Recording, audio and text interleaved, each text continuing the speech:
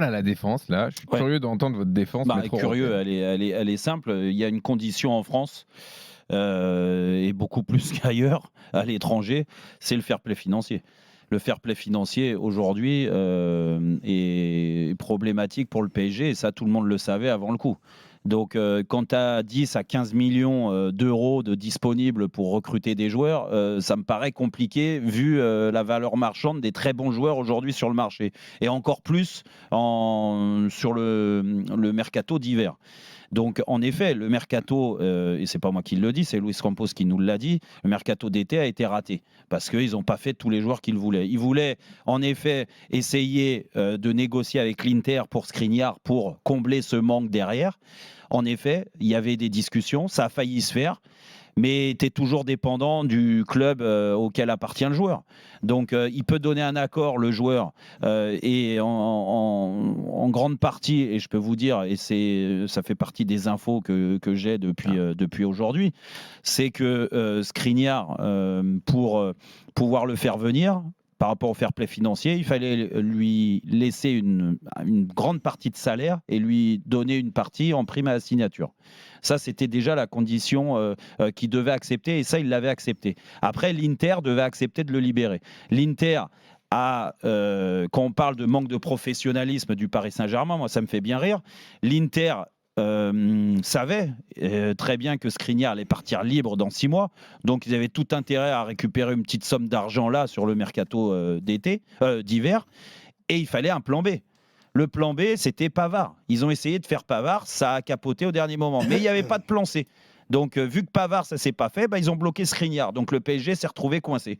Donc ça, c'est déjà pour parler du défenseur. Donc, qu'est-ce qu'on peut reprocher au PSG là-dessus ? Avec 10 à 15 millions à dépenser par rapport au fair play financier, je pense qu'ils ont fait le job. Après, qu'ils y arrivent et qu'ils n'y arrivent pas, malheureusement, ils n'ont pas pu. Et là, ils sont bloqués. Ça se fera au mois de juin. Et puis après, il fallait, en effet, et ça, c'est un constat, et je l'avais dit quand ils voulaient Cherki, que c'était en effet une priorité de prendre un joueur aussi offensif, parce que Messi, Neymar et Mbappé, mais Mbappé, on va dire que la doublure, c'est Ekitike.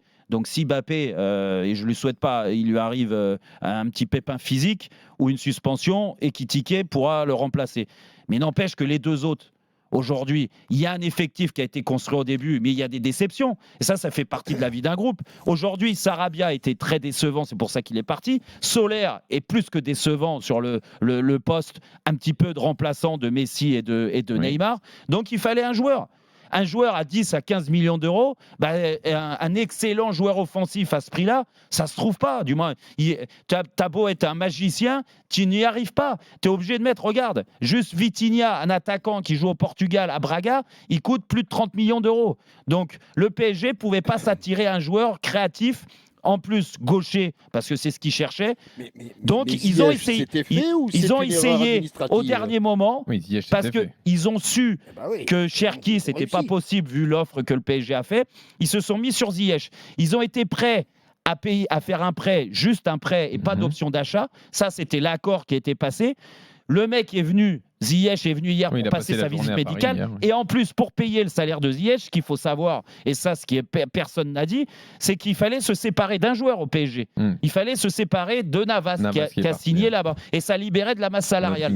Et donc, le deal était là-dessus. Après, si les Anglais, ils se sont embourbés ou envoyé des faux documents qui n'ont pas pu valider le truc, est-ce que c'est la faute au Paris Saint-Germain ? Non, je suis désolé, le PSG malheureusement a fait le maximum. Luis Campos sur ce mercato a essayé de faire le maximum avec les conditions du fair play financier.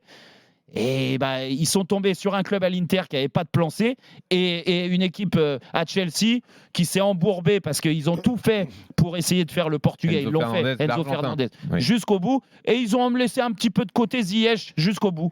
Écoute, ce qui est malheureux dans l'affaire, c'est que ça rend triste le joueur et c'est surtout le joueur qui en pâtit aujourd'hui avant de critiquer et de blâmer le Paris Saint-Germain.